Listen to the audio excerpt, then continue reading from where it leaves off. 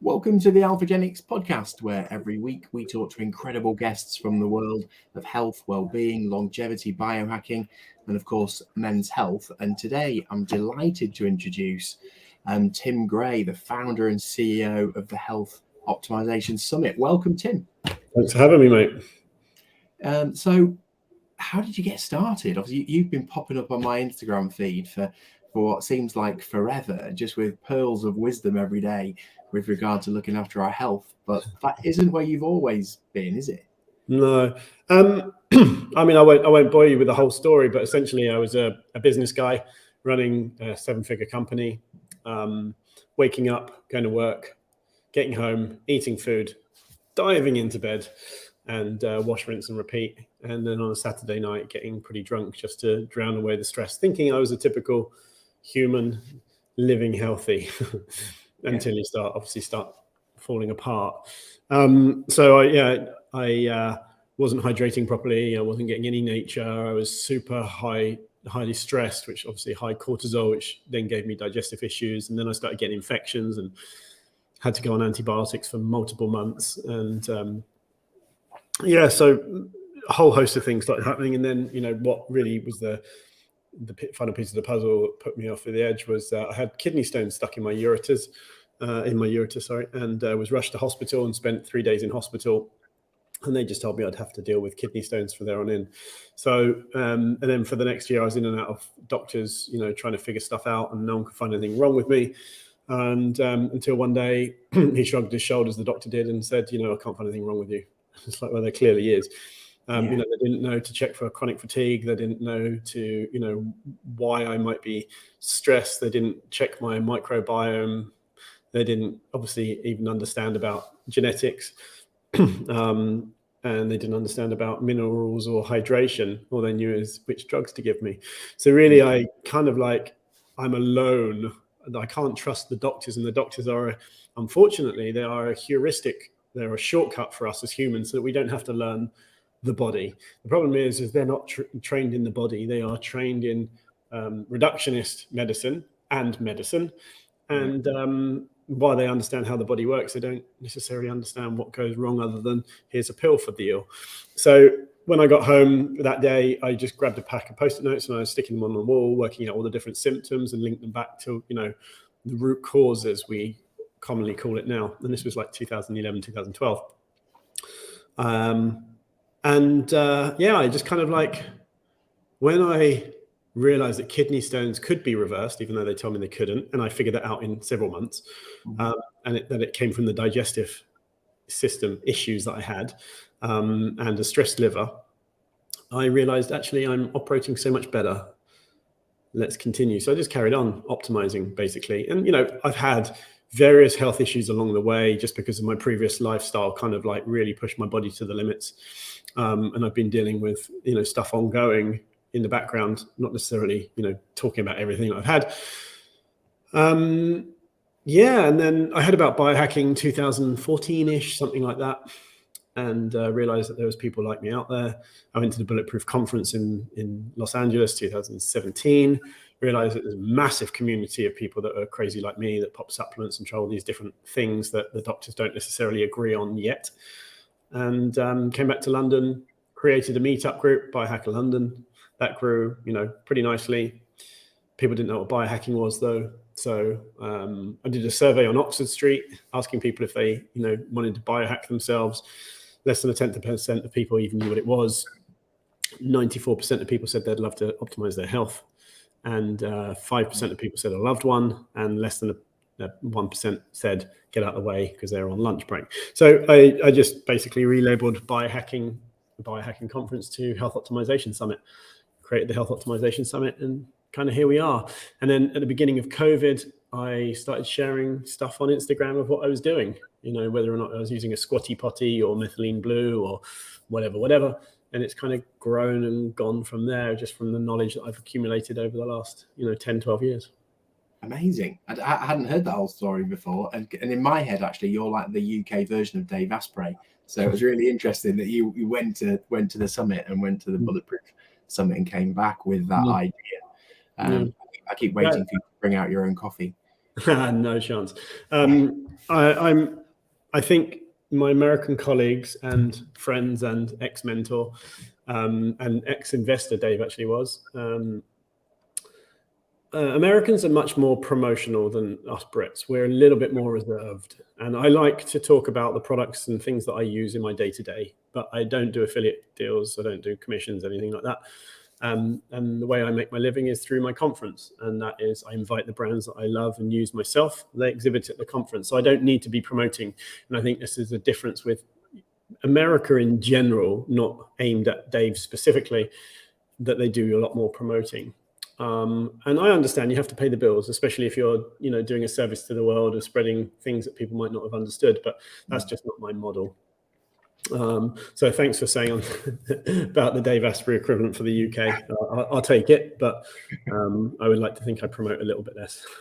Well, some of it does feel, I would say, a little contrived when you see, this is really good for your health, and this is the only product you should ever buy. By the way, I am part of it. So yeah, I do get what you mean about that, but it was meant as a compliment. Thank you. Yeah, no, I take it as such. I do. So, a lot lately on your feed and on a lot of the other guys that I follow, that there's a lot of talk about seed oils. What is your take on this? It's interesting. Is it as bad as we think it is, or is this just the next, Instagram tale? It's definitely something that people are holding on to and pushing it quite hard. I think my experience has been profound with sunflower oil, canola oil, and removing, and the same with actually my brother. When I was at my most sick and I would go on holiday, I would have to walk in the shade. I wouldn't walk in the sun directly. I would be scared of burning, and I would burn to the point where I'd be in tears because I'd be burnt so much. And this would happen in 5 or 6 minutes in, a fairly moderate UV, like say 4 to 5. Wow. So, I was in an inflamed state, and obviously sunburn is inflammation and the body dealing with it.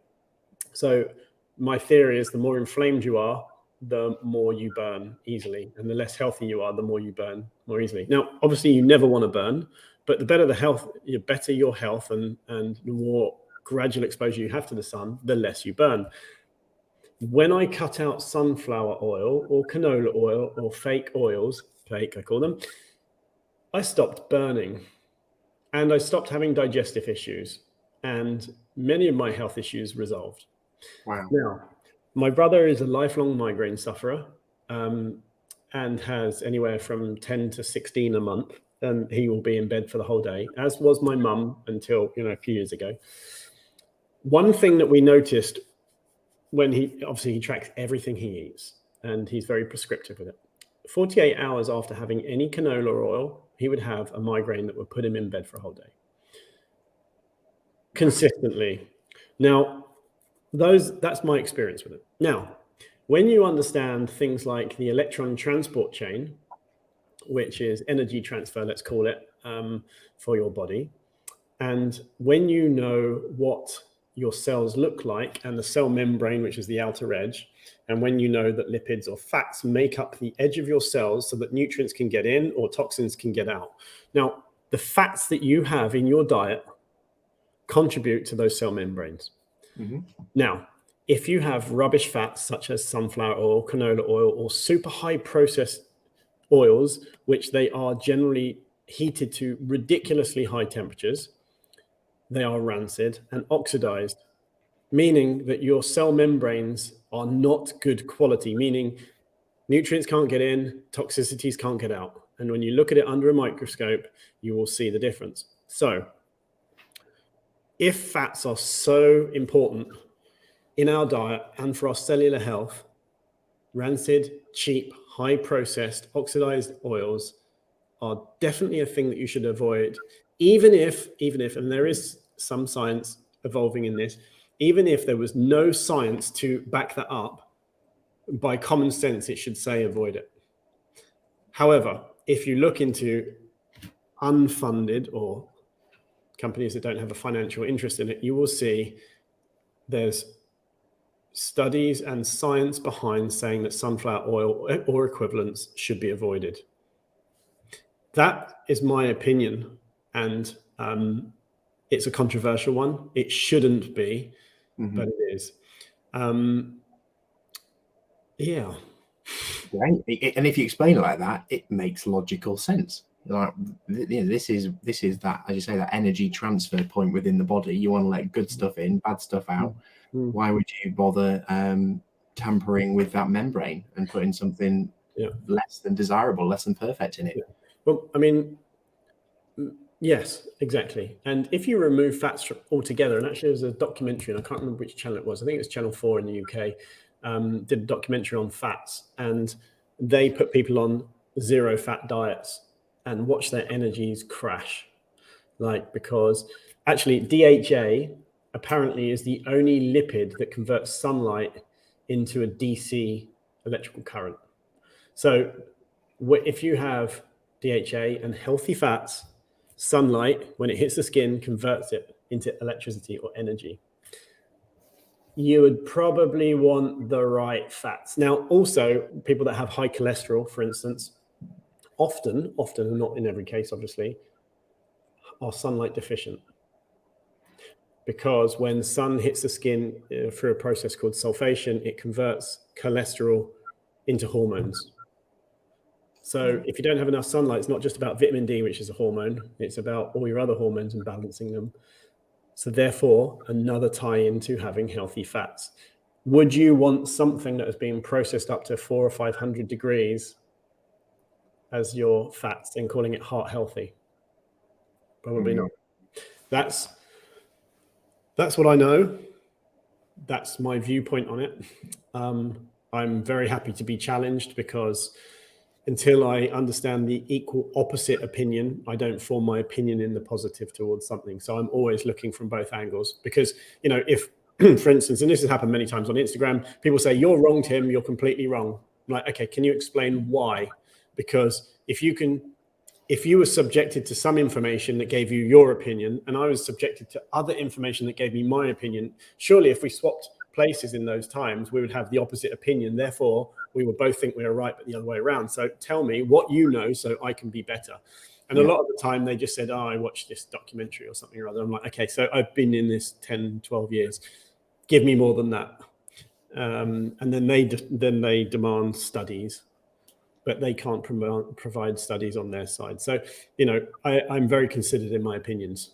Yeah, which is great. And we all should be, shouldn't we? But I think that critical thinking component has been stripped out of probably most people alive nowadays. We're encouraged just to believe whatever's on the telly blindly, without doing any of our own research or any of our own thinking. It was only, whatever it was, 100 years ago, where they were saying all good doctors smoke Marlboro. Asbestos is the healthiest thing in the world. And we blindly believe it. So what are they telling us now, which also is awful science, and just, as you say, backed by the biggest funder? Yep. And unfortunately, when there's no funding behind something, there's no funding to produce studies. So therefore, there are studies to confirm a hypothesis in favor of something that's usually a product. Actually, it's a conversation I had earlier on with a friend of mine, actually Professor Green. I went for lunch with him today, and it's really funny how we were discussing how common sense and intuition should prevail, and then science should confirm or decline it. Not science says this, therefore you should have this opinion. Yeah. And I just find that very funny. Like, for instance, gut feeling is this food or this thing isn't good for me. But there's a study that says for everyone else, it seems to be okay. And that study is funded by someone that is incentivized to make sure it's okay for you. But your intuition says doesn't feel right. I mean, common sense should be more common, in my opinion. And this is, we were discussing this over lunch, which I found quite funny. It's timely. Yeah, but common sense isn't particularly common, is it? I don't think anymore. And the very nature of science as well should be a question. It's not a definitive. It's not science says this. It should be science currently thinks this, but we're open to a debate. But of late, that seems to have been forgotten, and it's just, this is the science, believe it. Yes. Well, there's actually a quote. I'm just trying to find, and it's actually one that I have a list of quotes. Here we go. I don't know is not a failure, but necessary step towards enlightenment. So in science, I don't know is not a failure. It's a necessary step towards enlightenment. And this, this is what science is all about. And anyone says, no, the science is clear on this, and that means this, is actually incorrect, because it's always evolving. And if you say science says this, it's confirmed, you're no longer open to finding out a different opinion, and therefore closed off. And that's not what science is actually about. Oh, 100%. I'm a physio by background, and I just have patients that come in and they'd say, so what, tell us about Reiki then, is there any research to back it up? And I say, well, at the moment, there's not a lot that you can probably find. It's just 20 years ago. However, that doesn't mean it doesn't work. It's been around for 2,000 years, possibly longer. And anecdotally and experientially, this gives great results. Maybe we just haven't done the right research yet to show how it works. So make your own mind up. And they'll be like, oh, but someone said it's all rubbish and hocus pocus. Make your own mind up.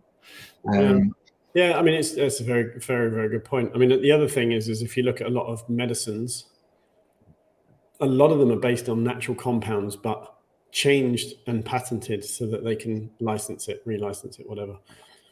It always comes back to nature somehow. Like you're inflamed. Oh, you're deficient in electrons. Okay, grounding. Oh, you're energy deficient. You're not having the right. Yeah, same here. I have a grounding mat from Revive actually on my standing desk. You're energy deficient, when you're very low in energy and you're stressed and your cholesterol's high. Sunlight and grounding. And it's just like everything always seems to come back. Too stressed. Okay, get out in the woods and go for a walk. Yeah. I mean, it's a common theme, and yet we're so smart that we've been disconnected from all of this. And and I think if we relate it around to hormones again, we'd eat animal fats or, healthy fats, not processed stuff. We'd get enough natural light. We'd get enough grounding, and obviously grounding with cortisol. I don't know if you are familiar with this behind cortisol and grounding, is that if you imagine cortisol baseline here, and your cortisol is low, grounding for 40 minutes a day brings it back to baseline. Okay. And if your cortisol is too high, within 20 minutes, it comes back down to baseline. So it's almost like an adaptogenic. And often with inflammation or hormone imbalances, it's an electron deficiency, which is the negative part of our battery, our electricity. And our mitochondria obviously need positives, photons, negative electrons. And without the right current and the right fats and the right electrolytes to make that all happen, we are going to be knackered and our hormones are going to be all over the place. So again, it comes back to nature, even within hormone balancing. Yeah, well, 100%. And if you look at the decline of, either hormones or just general health in general over the last 100 years, you can go back to when all of these big changes started to happen. The family unit changed as everyone went out to work. We started changing what we put on our feet. We started having convenience food. We weren't eating as a family and eating whole foods anymore. And we've just got to the point where we are the unhealthiest we've ever been as a species. Yeah. But we're supposed to be the cleverest. And yet everyone says, oh, we're living longer than ever. Yeah, but the thing is, we're living longer and sicker forever. And but also that when we compare our average age, actually, it's because there's a lot of child deaths from birth that actually brought the average down. So when someone says to me on Instagram specifically, oh, but we're living longer these days, actually, we're not. We are on average, but the devil is in the detail, because childbirth was nowhere near as hygienic and successful as it is these days, and that is changing the average. So yeah, I agree. We're further removed from nature, and we're further sicker than ever. We're on more medicines, and we didn't evolve with medicines, and yet it just seems basically obvious to me. Definitely. What do you think are the biggest threats are for us right now then, and what can we do to change that? Threats in terms of to our health specifically? Yeah, or health. So is it the food? Is it the over-reliance on pharmaceuticals? Is it the disconnection from nature? If we had to, focus on one, what would you say is the easiest for someone to do? All of them synergistic. Yeah. I mean, obviously, like as they say, genetics loads the gun, epigenetics or environment pulls the trigger. So everything in our environment, and that includes our food, our air, our water, access to sunlight, all of these things tying together. So I would say epigenetics in terms of your environment, as coined by Dave Asprey himself, the definition of biohacking is to optimize the environment inside of you and outside of you to take control of your own biology. So that's saying, inside of you, food, water, air, whatever. Outside of you, lighting, environment, stress, everything like that. So, I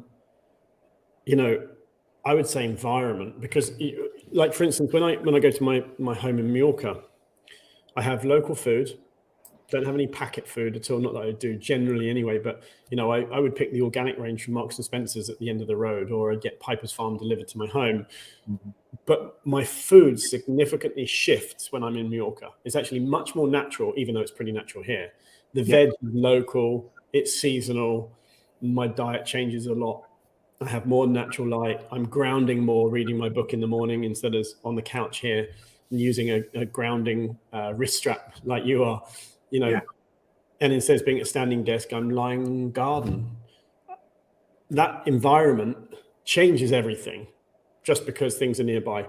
Like a lot of people during COVID, for instance, that sat on the sofa, watched Netflix and, did day trading or buy crypto and, didn't really get out because that was their environment. However, if they lived in a villa on the beach, and I'm not saying that they could necessarily afford it, but if they did, their day would be very different just by environment alone.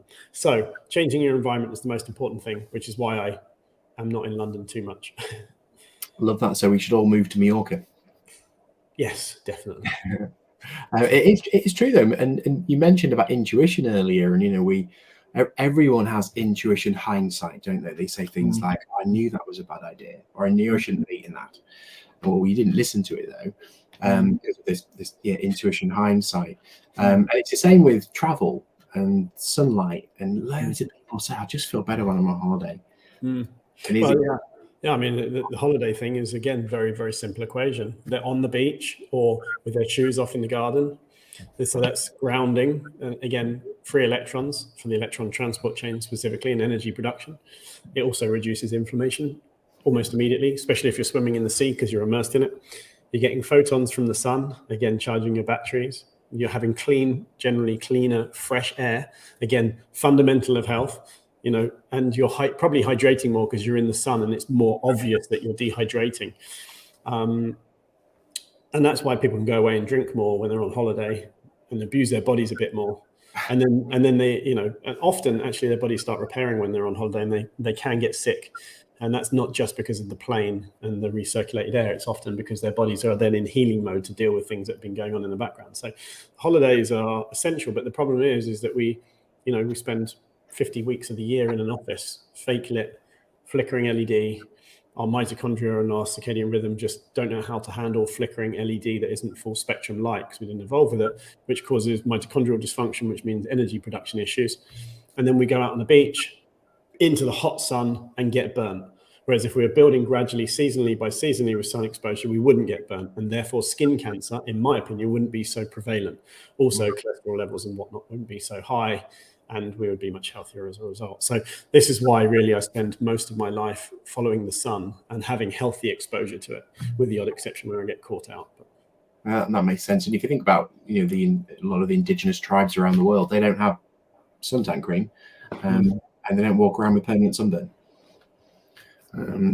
There's got to be something near to think about that. It's interesting you say about holiday, because years ago when we started our first business, and like you were talking about your previous life as well, I'd be leaving the house at 6 in the morning, getting home at 10 at night, high stress, busy job. And when I went on holiday, myself, my wife, my kids knew the first day I'd just be ill.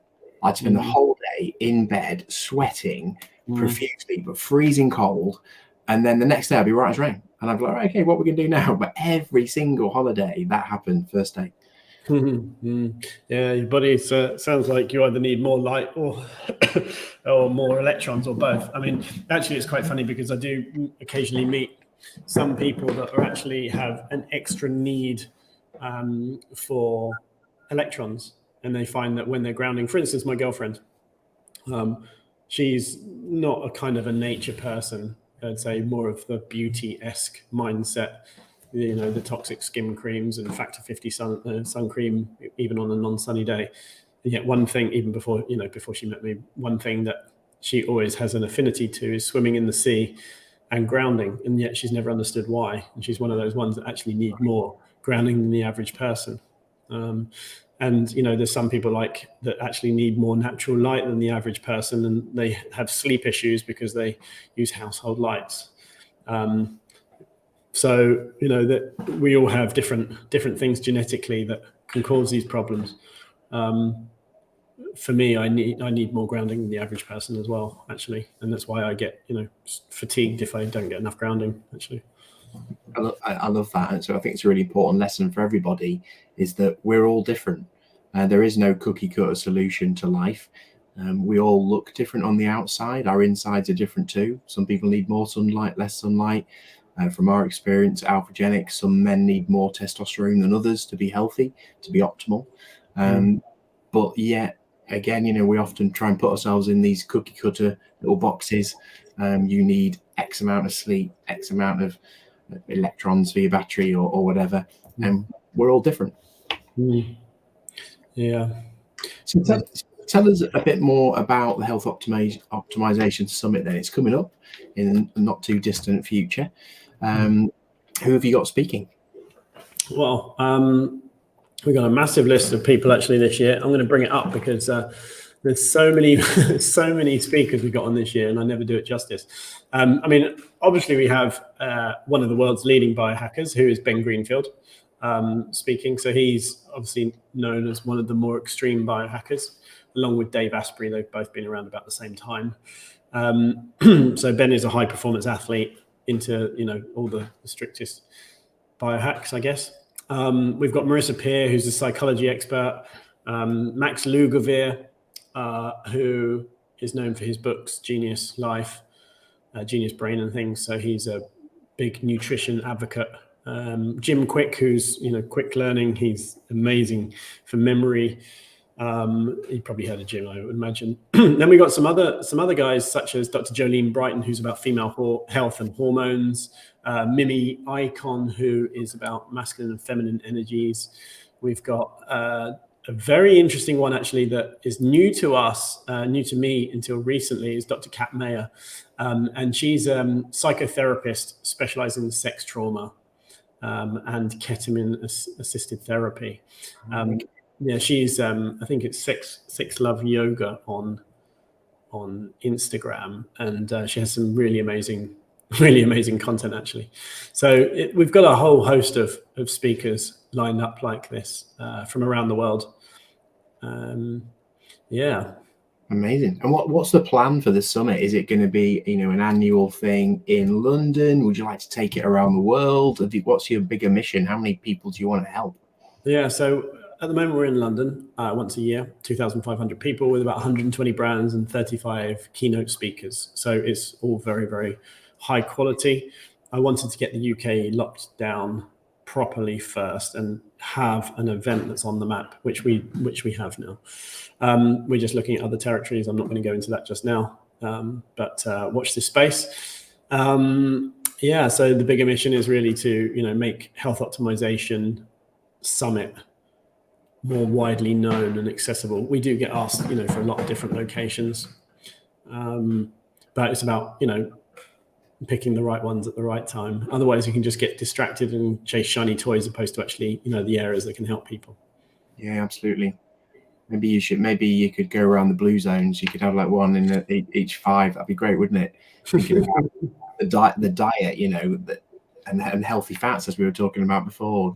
Starting here with their healthy, fresh olive oil. It's very different from your canola oils, I guess. Yeah. Be great for you as well. Like, where are you going? Oh, I've got to go to the blue zone. Going to Okinawa next week. Yeah, we were looking at retreats as well. But to be honest, I'd much rather focus on having an amazing core product before getting distracted. But yeah. 100%. Where are you at with the diet thing? Because again, if you look at all of the different conflicting evidence out there, a lot of people are firmly on the side of plant-based. Meat is evil, but we've talked a lot about healthy fats. And then the other end, you've got the carnivore diet. And what do you follow, if that's not too personal a question? No, that's not at all. I tried normal diet, as with everyone else. I tried having fruit and veg, and then I went vegan, and that was horrendous for me. I have a genetic SNP called MTHFR and MTRR and various others that mean that I have an increased need for B12 for methylation. And methylation is for energy production, detoxification, red blood formulation, and things like that. So if I don't have enough B12, and vegans say, oh, you get enough B12, you can supplement, I couldn't, and I fell apart, and I lost too much weight. And actually, I've got a before and after picture from me when I was vegan, and I was 59 kilos or something crazy like that. And it was just not good for me. I thought I was on top of the world. I was a bit low on energy and stuff, but I listened to the experts that veganism was good, and I tested it, and I quite comfortably say it is shit for me. There are other people that had a really bad lifestyle that would eat burgers and fries and McDonald's or whatever, and drink all the rubbish drinks, and then they go vegan, and they go, veganism works for me. Often they come back around a couple of years later and say, okay, I needed to add some meat back in. But what happened when they moved to veganism was that they removed all the processed products and went to actually eating clean vegetables. So I also tried full carnivore, like literally eating only meat. And I did that for well over a year. I also did keto diet and intermittent fasting every day anyway, and all of the things and everything in between. And while I don't like the term moderation is key, to be quite honest, because I think it's a generalization, I do think when it comes to diet, if you eat meat, clean fish, not farmed, organic veg, organic fruit, honey, maple syrup, herbs and spices, you can't go wrong. And you can eat as much meat, as much veg, as much fruit, whatever you like. You're getting the nutrients that your body actually needs. Now, why I say that is because, for instance, if we just look at Pringles, I think I counted 30 odd ingredients in them. They are designed to be, one, addictive, and two, addictive, let's just say they're designed to be addictive. Okay. But they trick our taste buds into thinking that they are healthy. And I think from memory, they use MSG, monosodium glutamate. Now, monosodium glutamate specifically, when it is used, let's just say monosodium glutamate. Glutamate is a neurotransmitter. So if we look at our neurotransmitters and we look at depression, for instance, we say 5% is serotonin, which is where SSRIs are for depression. 90 odd percent of it is glutamate based, as in terms of neurotransmitters. Now, monosodium is a neurotransmitter. Monosodium glutamate is a neurotransmitter. So it actually tricks our bodies into thinking something is good for us. So bear with me for a second. If we are eating products where chemists or food experts are manufacturing a product to make our brain think it is good for us, and we eat it, we are eating it or craving it because our body thinks it needs it. Okay.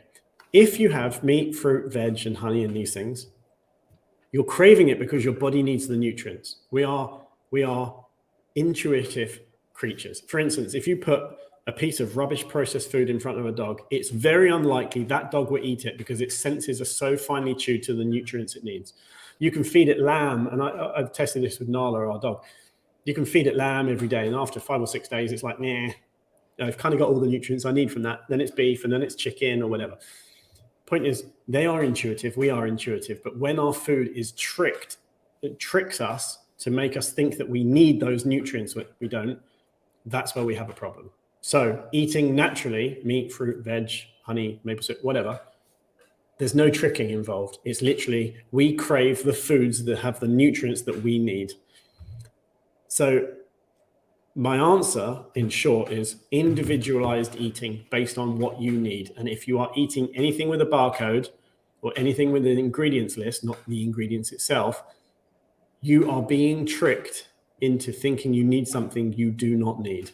That is my viewpoint on diet.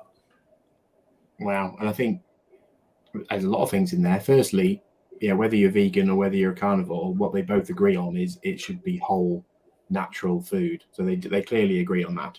And then I think we're all down again, as we said before. Well, actually, a lot of vegans. I lived with a vegan household actually, 2020 for a little bit. While I was traveling, I had a room with a load of vegans, and I wanted to experiment. Some of them just ate fruit and veg. Some of them ate plant-based product and about 50 different powders, and they thought that was healthy. Okay, so there's still changes. Yeah, exactly. So people think they're doing the right thing for the animals, but they're doing the wrong thing for them. Is individualized. If you're going to be vegan, eat plants. It's really that simple. If you don't want to be vegan, eat meat, but do not eat products because it tricks us and we become unhealthy. So I think, common sense. So here's a deeper philosophical question then. Like, should it even be allowed that food is manufactured to trick our senses? Like, that's surely wrong on so many levels. You would think so. Unfortunately, certain companies own some of these food product companies. And like, for instance, when I see food, there's a movie, I can't remember the name of it now, but there was a chemist walking around the supermarket. He's like, they've got titanium dioxide, silicon dioxide in this. Are they mad? And it's like, if you look at the ingredients in these foods, it is poisoning us. For instance, titanium dioxide, it's even in many supplements you buy these days. If you have titanium dioxide repeatedly, your body gets a reaction to it, which means that you become almost allergic to it. And then titanium, obviously being one of the elements that actually our body needs, it's just makes us operate incorrectly. And when we operate incorrectly, we get sick. And when we get sick, there's a cure. And when there's a cure, there's profits. And this is the circular thing. Even the vegetables are poisoned with chemicals to stop bugs eating them, which has been proven to be a carcinogen in humans. So the lesser of the evils are to eat non-processed products, make sure it's organic. Even the organic is allowed up to 15 chemicals on it, I think. Wow. It's pretty difficult to navigate. So unfortunately, there is a pill for every ill, and we all want profits, and yet we all want health. Yeah, so we have this circular environment where the food makes us sick, and then the medical system fixes the symptom. And I don't think there's many evil people in that space, to be quite honest. I do think profits prevail, and industry is industry. It's there to make profits. So pharmaceutical industry want to up their profits. Food industry want to up their profits, and they do that by cutting corners. And sometimes when the pharmaceutical companies start buying the food companies, that's when we really have a problem. And so I think, there are a few people that know that these things cause that, and we could reverse it. But unfortunately, imagine the government says, right, we're putting this rule in place where nothing fake can go in any food products. Who funds to get people in office in the first place? They'd be like, sorry, we're changing that. And this is what's happened historically. So, I do think that at some point we're going to go, this is getting stupid. And, more time it goes past, there's more awareness around things because of social media and the hyper-connected world of us connecting the dots and all discussing it and being called conspiracy theorists and stuff. While I'm not a conspiracy theorist myself, I do know that, when a pharmaceutical company owns a food company and they have ingredients here, there's E numbers that are tied to being carcinogens, and they have a treatment for that. You'd have to be, in my opinion, a bit silly to not. But two and two together. Yeah, that's a good way of putting it. So yeah, not that I'm not against any industry. I'm not. I just believe that everyone should be ethical and help everyone be healthy, and we can do it. Yeah, and what do you think the future looks like then? Like, will we reach a point and then start going backwards to some of the more old-fashioned, or I guess some people would say it was old-fashioned, where we ate more whole food, sat down together as a family, those things? Or do you think we've gone past that now and we're going to keep accelerating towards ever more processed, convenient food? Well, everyone wants more money. You just have to look at, like how, everyone wants more money and needs more money. And if you look at inflation, the chart on inflation, you'll see how everything increases. And everyone wants more. Everyone wants a better life, and everyone seems to be skint, except for a few people. We're always chasing more money or chasing more. It's just in our nature to do so. Otherwise, we wouldn't progress as a civilization. I do think that it's going to get worse before it gets better, because, you just have to look. I did a reel this week actually about fake meat, and I'm not talking plant-based meat. I'm talking, like lab-grown meat based on enzymes and, basically lab-grown meat like chicken. And it looks like chicken, tastes like chicken, could be chicken, you don't know. But the problem is it's becoming even more processed, which is even more healthy because they're now using the sustainability route. Whereas if we change the farms to regenerative all round, we could reverse this, and we're not. So I think it's going to get worse before it gets better. But if we look at, maybe our parents, I'm presuming we're of similar age, tin food back in the 80s was all the rage.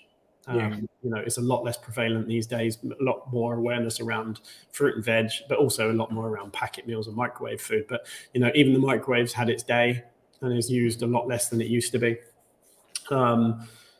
So I do think things will get better, but they're definitely going to get worse first. And I think the awareness around it is growing. And I think, since pandemic times, people realized that actually they did need natural light, they did need clear air, they did need to hang around with their friends for all these health things. And the government, no one said you need to do these things.